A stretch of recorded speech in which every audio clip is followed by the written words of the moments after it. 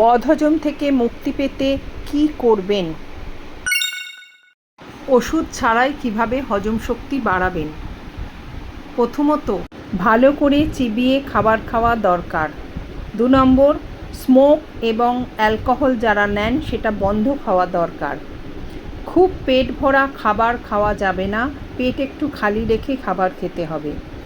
খাবারে ফাইবার বেশি থাকতে হবে। হালকা এক্সারসাইজ, সারাদিনে অন্তত আধ ঘন্টা থেকে 45 মিনিট যে কোনো এক্সারসাইজ করতে পারেন। হাঁটা, দৌড়ানো, সাঁতার কাটা, যোগব্যায়াম, যা কিছু আপনার পছন্দ। মেন্টাল স্ট্রেস থেকে ফ্রি থাকতে হবে।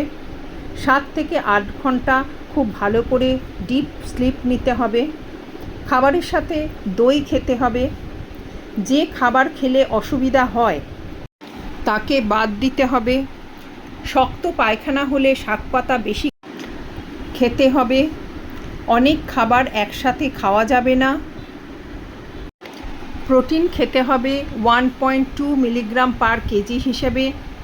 প্রতিদিন একটা করে ডিম খেতে হবে। ডিম সুষম খাদ্য, খাওয়া ভীষণ দরকার।